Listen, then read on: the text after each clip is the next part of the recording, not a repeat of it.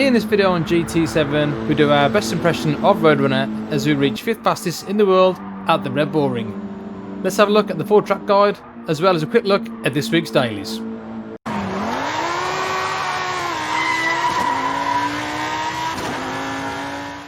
And here we are, welcome back to the channel, the latest video on GT7. And for this one, we're looking at this week's daily races. So access on the sport mode, click on to daily races, and let's have a look what we're going to store for us this week. So daily race A, we're at Trial Mountain. This is 4 laps around Trial Mountain, only 12 cars on the grid. Fuel and tyre wear is ×1. We're on sports, medium tyres, and these are the specified cars that we can use. So we're looking at the Ferrari F40, you've got the Toyota Supra in there, you got Mercedes SLR as well. So a few cars to choose from in this one. Car settings, you can see, are allowed as well. So if you fancy a challenge, go and check out daily race A. As we look at daily race B, we're at the Redbull ring in the GR4 cars. We've got 5 laps around here, 4 grid, 16 cars. Fuel and tyre wear is ×1. We're on racing hard tyres, and the only thing we can change on this is the brake balance. Pretty straightforward race as per usual on daily race B. Daily race C, we're looking at Spa. This is a 20 lap race with a 4 grid. We've got fuel ×2 and tyre wear is ×4. We've got racing medium tyres and inters and wets. So this may be a dynamic weather race. You can see brake balance allowed, so no setups on this one, and 1 pit stop is mandatory as well. So a long race at Spa. If you fancy getting wet and wild, that's your pick for this week. And we're going to concentrate on daily race B. We're going to do track guide at the Redbull ring. So if you scroll across, we're going to change the car.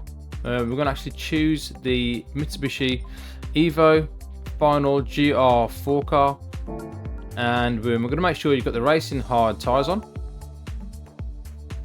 Select your tyres, come across to the qualifying time trial, and away we go. So for this one, assists, we've got no traction control. We're running counter steer is off. ABS we're running on weak, and brake balance we've got +5 to the rear. So let's check out the lap and see if we can get you up this grid.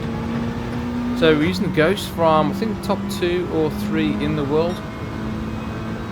So as we come to the first braking point, very important one to get right, we're looking at that 100 board on the left hand side. So just as we reach that board, just before we go underneath, we're going to hit the brakes. We're going to come down second gear, stay as far left as possible. We'll come off those brakes, let the car turn in.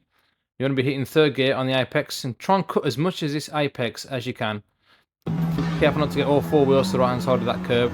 Also on the exit, make sure you've got 2 wheels either side of that yellow sausage curb, very important.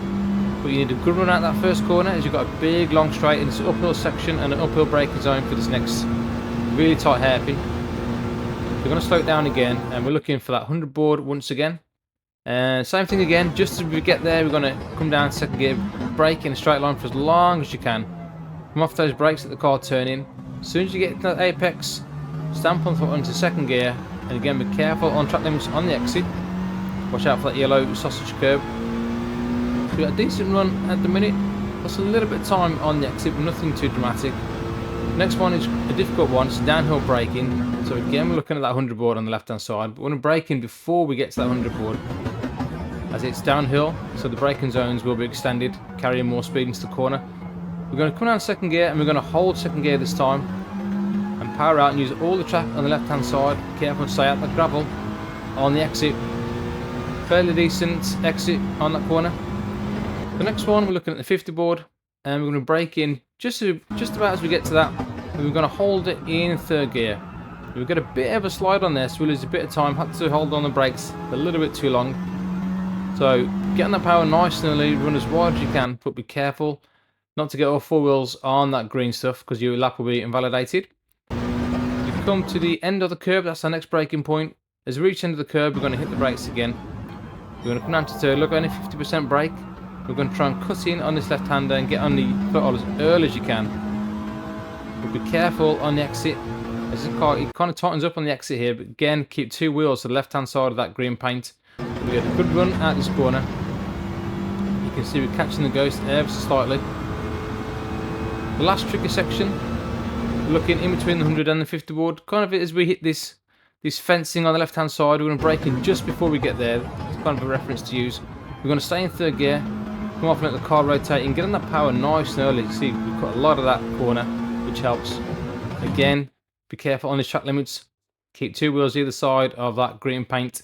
This one, a tricky kind of braking reference. Kind of as the grass starts and tarmac ends, we're going to brake in just as that comes out of shot, or just before it comes out of shot. Difficult one to get right, but the earlier you brake, the better, as you can get on the power nice and early on the exit. You see we get a good exit there. Could have used more of the track on the exit as well. But that's a lap, fairly decent one, and that's a 1:35.648. Now we only did a few laps in this. You can see we only did about 40 or 50 mile. We bought the car as well. So not many laps, but we managed to get a P5 in the world, so a fairly decent time. You see there's not much in it, 3/10 off the world record, but there's definitely a 0.5 or a 0.4 in that lap with a bit more practice. We're going to have a look at the chase cam, and we're going to see just how much of the track we can actually use without getting penalties. So we stay as far left as we can and cut this apex as much as you can, stay in third gear, you can really stamp on that throttle in this car. Handles quite well, this motor. As he was sporting the old Looney Tunes livery. So coming up to the uphill braking, another very important one to get right. Look for that 100 board, brake in a straight line, turn in at the last minute and getting that throttle nice and early. As that's uphill, you can kind of get in the throttle earlier than you think on that one. But again, be careful on the track limits. But it's only a 5-lap race, this one. So track limits and penalties will play a factor in this game. Quite easy to get penalties on this track, which can be quite infuriating at times. But at least we're at the right car for the right track. I think the GR4 cars around here work well. The racing's always quite good around here as well. So let me know how you get on. If this track guide does help you, please let me know. Like and subscribe to the channel. We're going to do a lot more of these, as well as time trial guides for 2 million credits as well. And we're also involved in RTR League Racing. If you want to check that out, check it out on the channel. But for now, I'll leave you with the replay as usual. Like and subscribe, and I'll see you all on the next one. Laters.